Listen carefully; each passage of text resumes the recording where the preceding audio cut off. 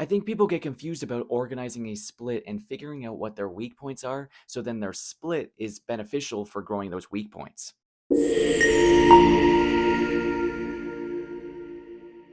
Typically, most of the time with beginners, their full body is going to be their weak point, but you can still prioritize little by little with bigger muscle groups like the back or chest would be something that you'd want to prioritize as a beginner because those are such big muscles that we'd want to grow those instead of something small like the rear delt. And so when going with that, most people struggle to look at themselves, and that's probably the biggest cause of why they don't understand what prioritization in splits means, because they don't understand that you're not just growing the whole body as a whole. You're typically just varying on a couple muscle groups and growing those, and then switching up your split to prioritize the other ones that didn't get as much attention. It's like this back and forth cycle of growing some and then growing the others, and then back to the firsts, and then back to the seconds. It's just this constant cycle of slowly prioritizing one by one by one. For me, I have a very strong chest, and so my back was a weak point forever. So I would prioritize my split by having my back day be first in the week after I'm very fresh after a couple rest days or even just one rest day, putting the back day first.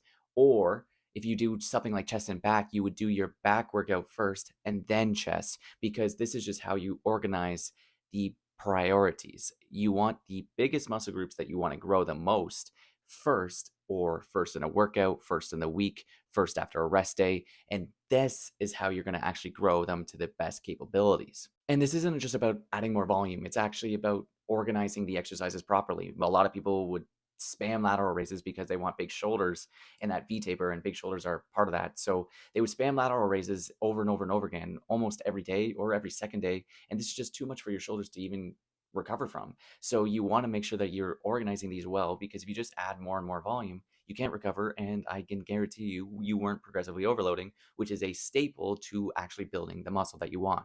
And so it's not about adding more volume, it's about organizing it in the day to where you are the least fatigued. Wherever you're the least fatigued is going to be the most productive, because we can just channel enough energy towards that muscle, and it's just getting the most motor unit recruitment at that time. So whatever you put first is going to be your prioritization, and it could just be one or two sets, because we're noticing that the lower the volume and the higher intensity, it's going to be super beneficial for actually growing that muscle, because it has plenty of time to recover, but it's also getting the best stimulus possible at the start of the day. But how do you know if it's actually working? Well, this is where I've spoken before. Progressive overload and just tracking your lifts is super beneficial, because this is a written form of what you did the week prior to see if you're improving.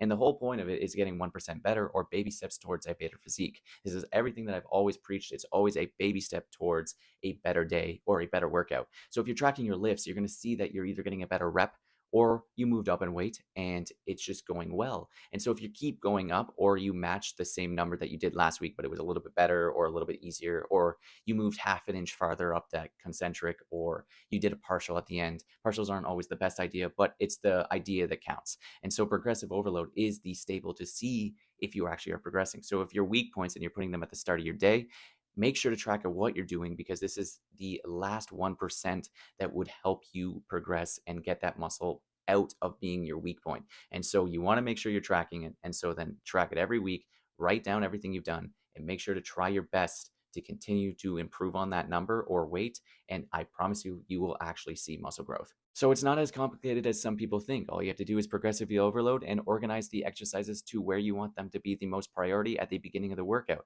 And so if you do those two things and you have every other minimal thing like sleep, nutrition, protein intake, all that down, you will beat those weak points, and just reorganize it every 8 to 10 weeks. So then you just cycle through your weak points, because I guarantee you they will change. And if you like this video, make sure to like and subscribe, because I'm going to keep doing these, trying to do these weekly of just little longer explanation videos.